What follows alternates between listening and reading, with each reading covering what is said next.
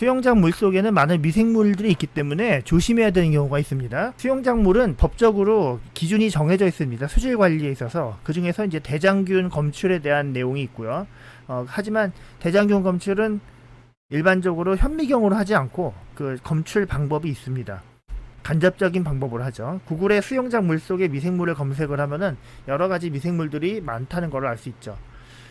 근데 염소로 소독하는데 미생물은 괜찮지 않나 싶지만은 물론 바이러스나 바이러스에 매우 효과적이긴 하지만 그 원생 동물들, 기생충들, 기생충알 이런 것들은 수영장에서 충분히 생존이 가능하다고 합니다. 특히 이제 와포자충이라고 하는 거는 그 이질 증상 같은 걸 나타낼 수가 있죠. 체중 감소, 설사, 구토 뭐 이거를 이용해서 다이어트를 하시려고 하면 안 되겠죠. 전염력이 매우 강해서 증상이 없어진 다음에도 몇 주 정도도 전염력이 있다고 합니다.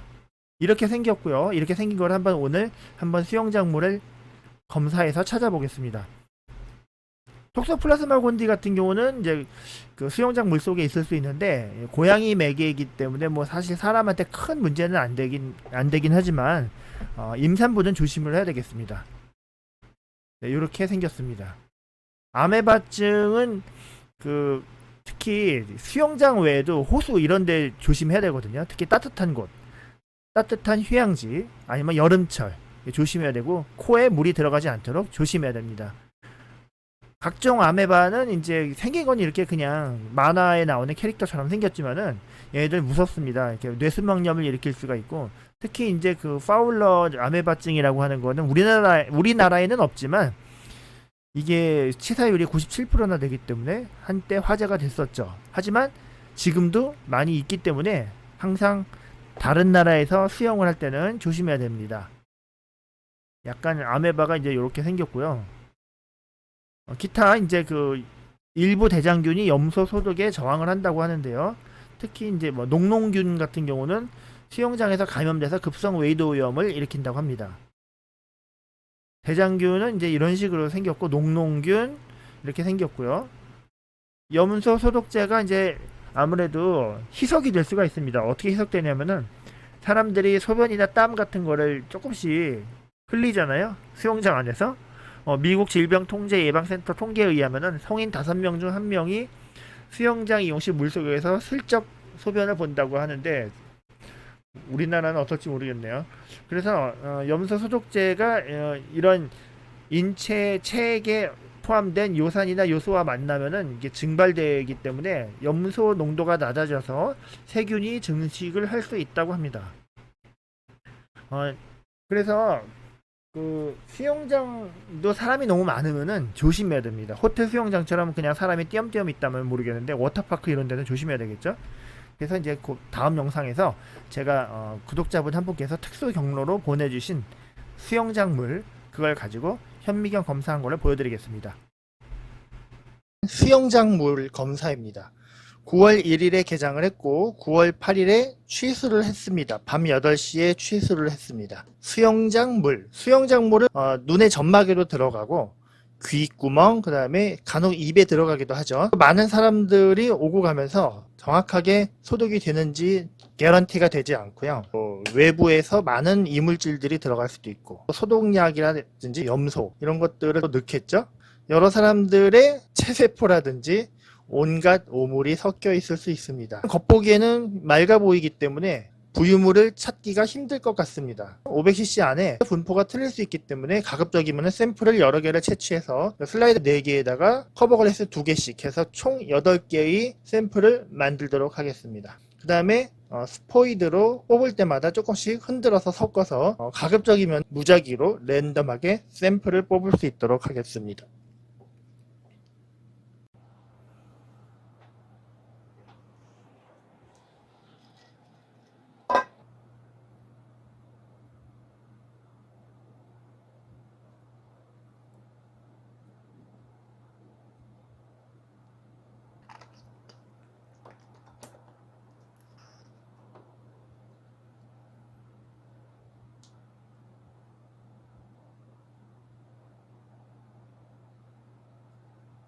배율은 40배입니다. 이렇게 많은 부유물들이 있습니다. 이 부유물들의 정체는 그냥 먼지 또는 많은 사람들의 각질 덩어리 뭐 이런 것들일 것이라고 생각이 됩니다. 저는 물벼룩이라든지 기타 원충류 혹시 이런 것들이 있을지 기대를 했는데 그런 것들은 없군요. 제가 지금 피부에서 모낭충을 검출해 보려고 노력을 하고 있는데 그것도 쉽지가 않습니다. 부유물들은 운동성이 거의 없습니다. 배율을 높여보겠습니다. 현재 배율 400배입니다. 그런데 움직임이 있는 부유물들은 보이고 있지 않죠.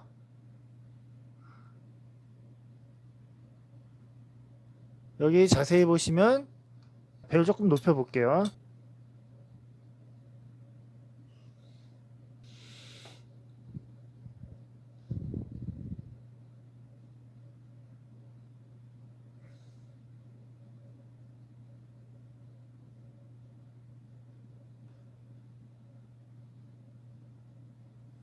네, 별다른 움직임이 없습니다.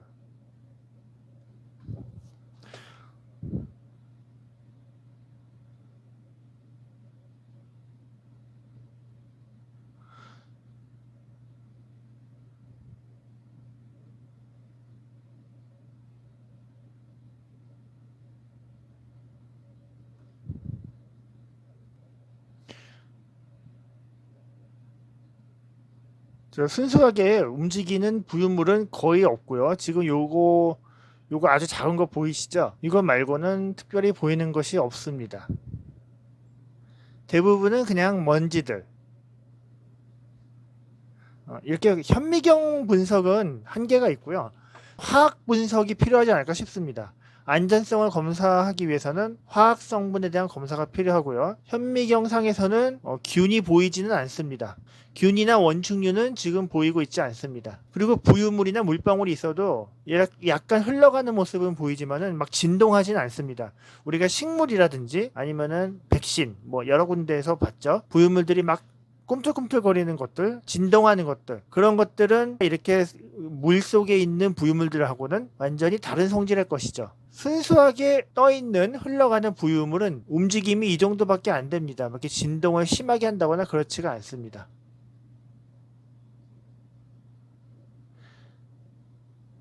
이 정도의 움직임,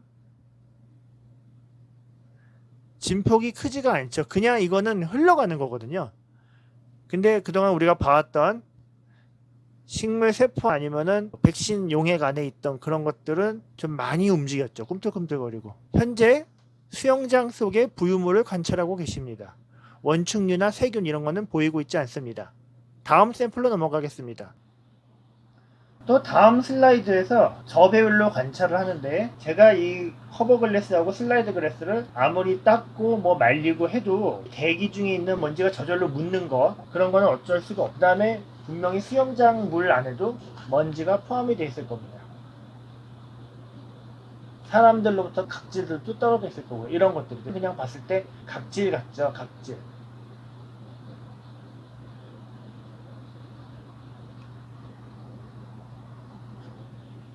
배율을 높여보겠습니다.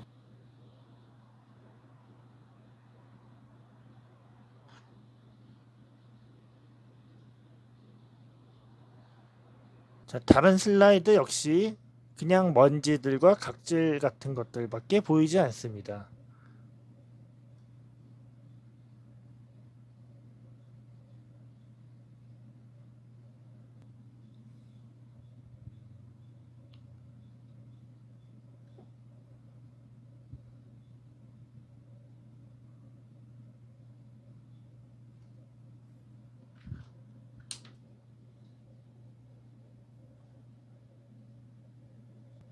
여기 아주 작은 것이 있는데요. 이거를 세균으로 봐야 될지 모르겠는데 세균이 한두 마리 정도는 있을 수 있겠죠. 제가 아까 방금 커버 글래스를 세게 눌렀기 때문에 그로 인해서 유속이 발생한 것 같습니다.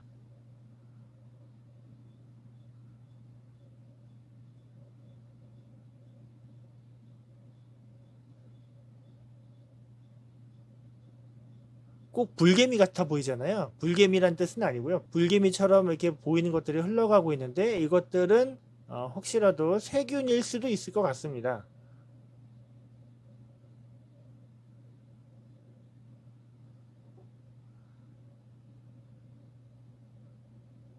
세균은 어디든 존재하죠. 우리 피부에도 있고 우리 콧구멍에도 있고 머리카락에도 있고 그리고 수영장물에도 일부 있을 수 있습니다. 아무리 염소 소독을 하더라도 100% 없다고 말할 수는 없겠죠.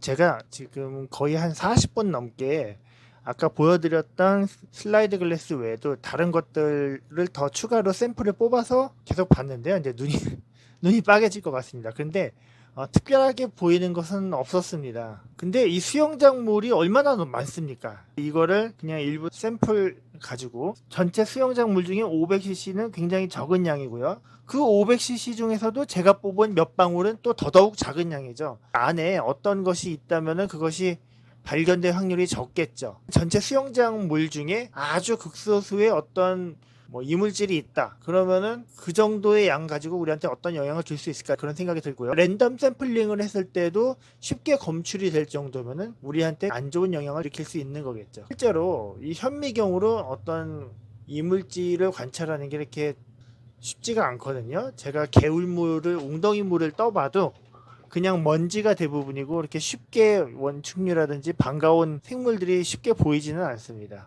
하물며 염소 소독을 하는 수영장 물이 이렇게 쉽게 신기한 생물들이 보일 것 같지는 않습니다. 제가 조금 더 찾아보기는 하겠지만은 영상은 여기서 마무리하도록 하겠습니다. 이상입니다. 감사합니다.